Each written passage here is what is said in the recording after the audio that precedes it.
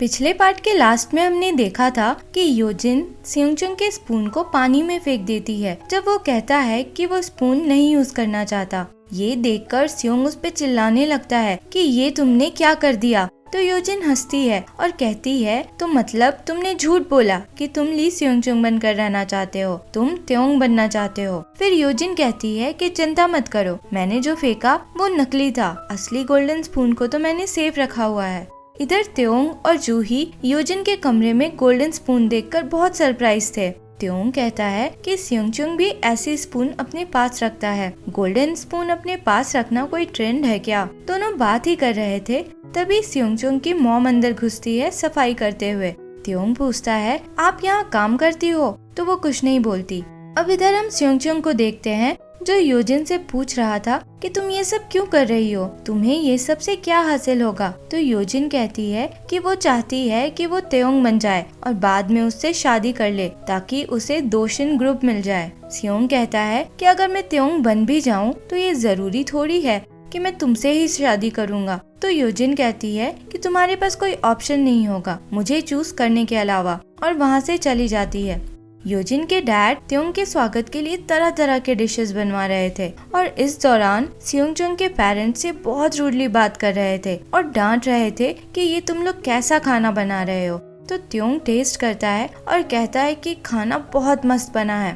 त्योंग फिर योजिन के डैड से कहता है सियोंगचुंग के पेरेंट्स आपके लिए सारा काम करते हैं, तो आई होप आप उन्हें इसके पैसे देते होंगे। सिर्फ इसलिए कि आपने उन्हें 100 मिलियन वोन उधार दिया है, आप उन्हें अपने गुलाम नहीं समझते होंगे। तो वो बोलते हैं कि हाँ बिल्कुल देते हैं। तभी योजिन भी घर वापस आ जाती है। जूही और योजिन अकेले में बात करते हैं। योजिन कहती है कि तुम यहाँ क्यों आई हो, अपने और सियोंगचुंग के रिलेशनशिप के बारे में बताने आई हो क्या। तो जूही कहती है कि मैं तुम्हें वार्न करने आई हूँ, तुम सियोंगचुंग और उसकी फैमिली के साथ अच्छा बिहेव करो। तो योजिन कहती है कि अच्छा होगा कि तुम अपनी फैमिली के बारे में चिंता करो, सुनने में आया है कि तुम्हारी फैमिली अपना सारा पैसा गंवाने वाले हो। इधर त्योंग जब योजिन के घर से निकलता है तो सियोंगचुंग की मॉम कचरा फेंकती उसे दिखती है, तो उसे थोड़ा अच्छा नहीं लगता। सियोंग की मॉम उससे कहती है कि तुम सियोंगचुंग से कुछ बात करने आए थे। तो त्योंग कहता है कि हाँ, पर वो उतना जरूरी नहीं। फिर कहता है कि सियोंगचुंग को कोई फर्क नहीं पड़ता क्या, मैं उसकी जगह होता तो अपनी मॉम को अपनी फ्रेंड के यहाँ काम करता देख मुझे तो बहुत बुरा लगता। ये बोलकर त्योंग चला जाता है। अगले सीन में हम देखते हैं कि जूही के डैड यूबीएस टीवी के प्रेसिडेंट ना अपने बेटों के साथ प्रेसिडेंट हुआंग से मिलने आते हैं और रिक्वेस्ट करते हैं कि वो उनकी हेल्प करे। असल में प्रेसिडेंट हुआंग प्रेसिडेंट ना की कंपनी में लगाए अपना इन्वेस्टमेंट वापस लेने की सोच रहे थे और इस वजह से बैंक वाले और शेयर होल्डर्स प्रेसिडेंट ना के पीछे पड़े थे। प्रेसिडेंट ना रिक्वेस्ट करते हैं कि प्रेसिडेंट हुआंग अपना इन्वेस्टमेंट वापस ना ले, इस बार बस हेल्प कर दे। तो प्रेसिडेंट हुआंग कहते हैं कि ऑलरेडी उन्होंने यूबीएस टीवी को आगे बढ़ने में बहुत हेल्प किया है, तो अब वो और नहीं कर सकते। प्रेसिडेंट ना कहते हैं कि तुम ऐसा कैसे बोल सकते हो, हम लोग इतने क्लोज हैं। तो प्रेसिडेंट हुआंग कहते हैं कि अगर हम लोग इतने क्लोज ही हैं तो अपनी कंपनी मुझे दे दो।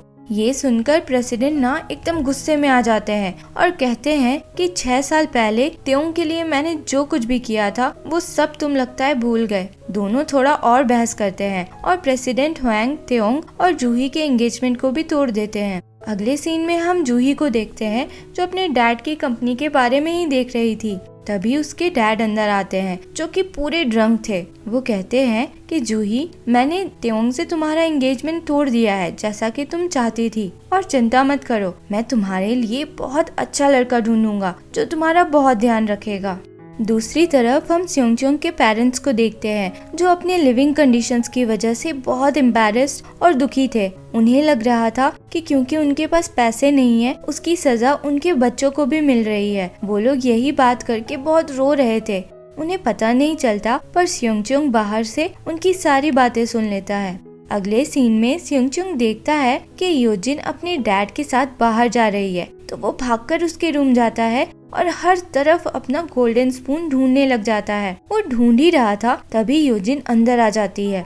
सियोंगचुंग अपना स्पून मांगता है तो योजिन उससे चिढ़ाते हुए कहती है कि मैं दे दूंगी, पर तुम्हें कहना होगा कि तुम जूही को नहीं बल्कि मुझे पसंद करते हो। स्योंगचुंग गुस्से में खुद ही ढूंढने लगता है तो यूजिन उसे रोकने की कोशिश करती है। दोनों में थोड़ा हाथापाई जैसा होता है और इस चक्कर में एक वाज गिर जाता है। आवाज सुनकर उसके डैड आ जाते हैं कि क्या हो गया, तो योजिन स्योंगचुंग को जल्दी से छुपाकर ऐसा नाटक करती है जैसे वो चेंज कर रही थी, तो उसके डैड तुरंत चले जाते हैं। स्योंगचुंग फिर योजिन से कहता है कि तुम ही रखो स्पून, मुझे नहीं चाहिए। तो योजिन उसे रोककर कहती है कि मैं श्योर हूँ कि तुम फिर से अपने स्पून को मांगने जरूर आओगे, और वो भी बहुत जल्द।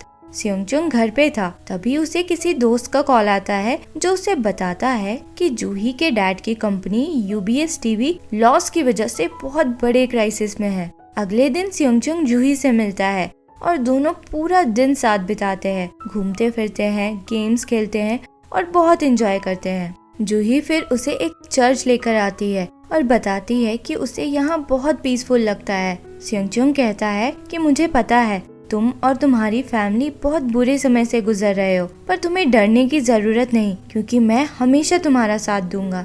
नेक्स्ट सीन में हम देखते हैं कि यूजिन के डैड स्योंगचुंग के पेरेंट्स पे चिल्लाते हुए कहते हैं कि 10 दिन के अंदर मेरे सारे पैसे लौटाकर मेरा घर खाली करो।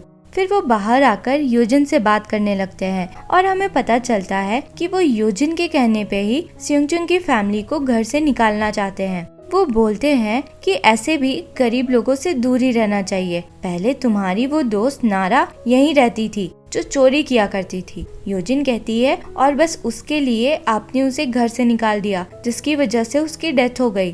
तो वो बोलते हैं कि अच्छा ही हुआ जो वो मर गई, गरीबी में रहने से अच्छा मर जाना है। नारा के लिए ऐसी बातें सुनकर यूजिन को बहुत बुरा लगता है क्योंकि असल में नारा तो वो ही थी।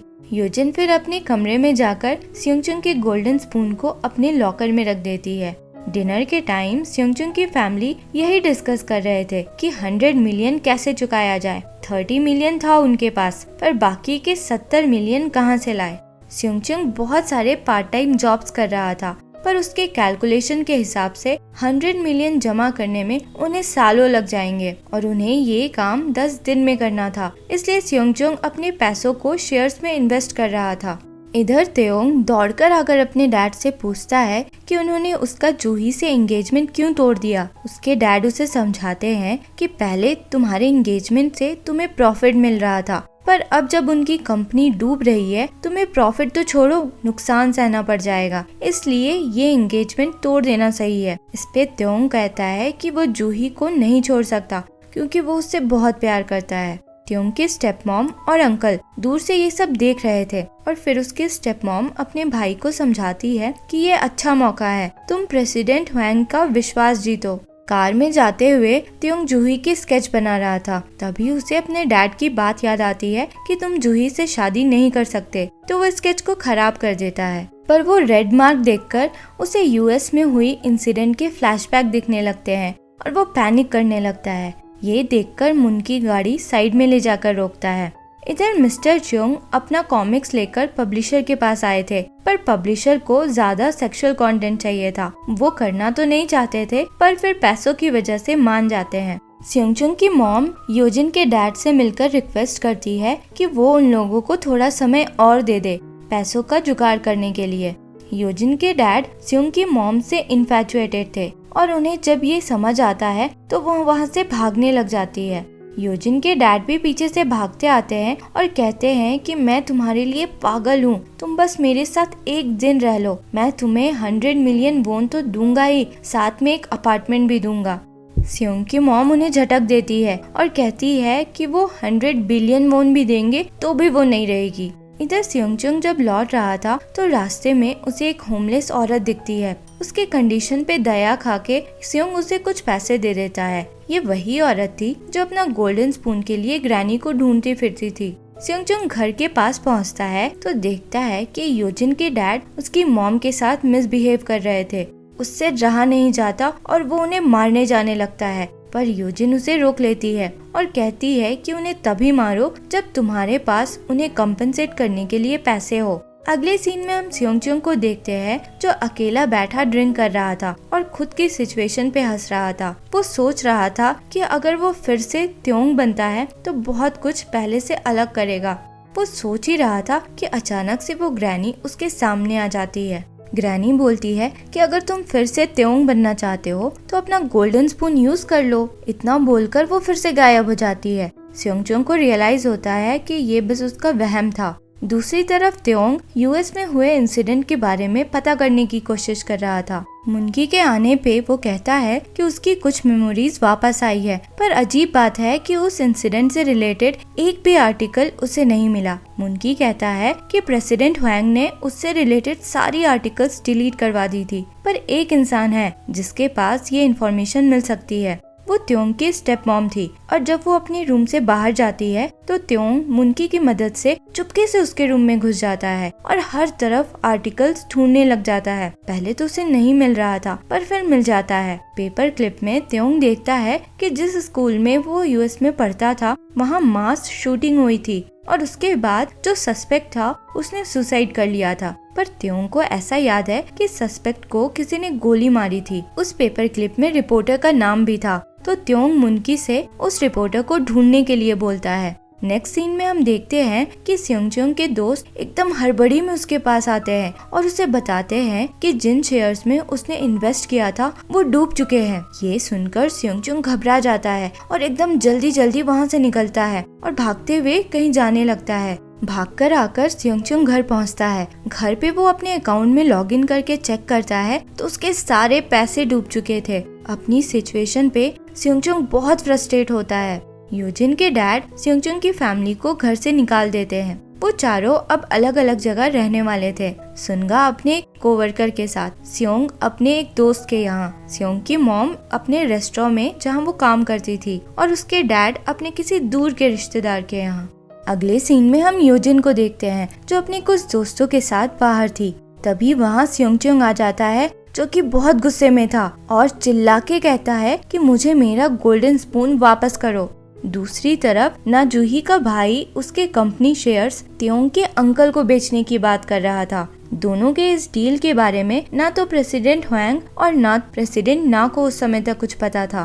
प्रेसिडेंट ना को जब पता चलता है तो वो जूही को बहुत डांटते हैं कि तुमने अपने शेयर्स अपने भाई को ट्रांसफर क्यों किया। दोनों में पैसों के इम्पोर्टेंस को लेकर बहस हो जाती है और जूही गुस्से में घर से निकल जाती है। जूही के निकलने के बाद त्योंग वहाँ पहुँचता है। वो प्रेसिडेंट ना से मिलने आया था क्योंकि मुनकी से उसे पता चला था कि जिस रिपोर्टर ने यूएस वाले इंसिडेंट को कवर किया था वो यूबीएस टीवी के लिए ही काम करता था, प्रेसिडेंट ना के अंडर, और अब मिसिंग था। त्योंग प्रेसिडेंट ना से मिलकर उस रिपोर्टर और उस इंसिडेंट के बारे में पूछता है। वो कहता है कि उस रिपोर्टर ने अपने रिपोर्ट में लिखा था कि सस्पेक्ट ने सुसाइड किया, पर उसे ऐसा याद आ रहा है कि सस्पेक्ट को किसी ने शूट किया। प्रेसिडेंट ना उससे कहते हैं कि तुम अब भी समझ नहीं पा रहे हो, उस इंसिडेंट में सारे बच्चों को गोली तुमने मारा था। ये सुनकर त्योंग एकदम परेशान होकर वहाँ से जाने लग जाता है। प्रेसिडेंट ना उसे रोकने की कोशिश करते हैं तो वो उन्हें झटक देता है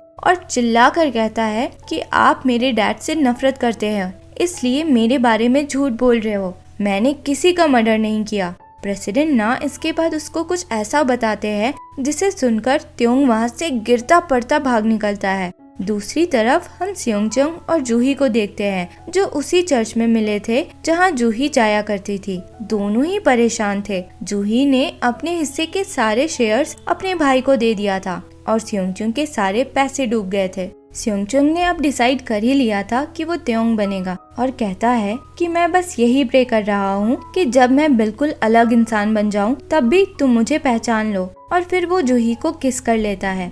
किस करता हुआ वो मन ही मन जूही को सॉरी बोलता है। स्योंगचुंग को अब अपना गोल्डन स्पून मिल चुका था और वो त्योंग बनने के लिए रेडी था। जूही स्योंगचुंग से मिलने के बाद घर पहुंचती है तो पूरा घर अंधेरा था। वो अपने डैड को पुकारती हुई अंदर जाती है तो देखती है कि जमीन पे बहुत सारा खून है और उसके डैड वहीं पे गिरे हुए हैं। वो बहुत डर जाती है और अपने डैड को रोते हुए उठाने की कोशिश करती है पर वो नहीं उठते। इधर त्योंग सोते हुए अचानक से उठता है तो देखता है कि उसके डैड उसके रूम में ही है। वो कहता है कि उसने बुरा सपना देखा कि प्रेसिडेंट ना की डेथ हो गई है। तो उसके डैड कहते हैं कि अजीब बात है क्योंकि प्रेसिडेंट ना का कल ही मर्डर हुआ है। ये सुनकर त्योंग थोड़ा सोच में पड़ जाता है और कहता है कि वो तो कल ही मिला था प्रेसिडेंट ना से, तब तो वो ठीक थे। फिर उसकी नजर अपने हाथों पे पड़ती है जिसमें खून के निशान थे। वो पैनिक करने लगता है और अपने डैड से कहता है कि मुझे कुछ भी याद नहीं कल का, कहीं मैंने ही तो नहीं मारा प्रेसिडेंट ना को। उसके डैड उसे समझाते हैं कि तुमने कुछ नहीं किया। फिर कहते हैं कि याद रखना कि तुम प्रेसिडेंट ना से नहीं मिले थे। त्योंग से रहा नहीं जाता और वो भागता हुआ जूही के घर पहुंचता है। उसे अब लग रहा था कि उसी ने प्रेसिडेंट ना का खून किया है और गिल्ट की वजह से वो एक गाड़ी के आगे आकर अपनी जान देने के लिए खड़ा हो जाता है, पर योजिन उसे बचा लेती है और उस पर चिल्लाती है कि तुम पागल हो गए हो क्या। त्योंग भी चिल्ला रहा था तो योजिन उसे शांत करने के लिए थप्पड़ पे थप्पड़ मारती है। दूसरी तरफ हम स्योंगचुंग को देखते हैं जो भागता हुआ त्योंग के घर में घुसता चला जा रहा था और उसके पीछे बहुत सारे गार्ड्स भाग रहे थे। भागते हुए स्योंग सीधे वहाँ डाइनिंग रूम पहुँचता है और वहाँ रखा खाना खाने लगता है। मुनकी भी उसके पीछे पहुँचता है, पर जैसे ही उसे पकड़ता है वो त्योंग बन चुका था। फिर लास्ट सीन में हम स्योंगचुंग को त्योंग के रूप में देखते हैं और त्योंग बनकर वो काफी खुश भी लग रहा था। और ये एपिसोड यहीं खत्म होता है। अगर आपको एक्सप्लेनेशन पसंद आया हो तो लाइक, शेयर एंड सब्सक्राइब करें। Thank you for watching.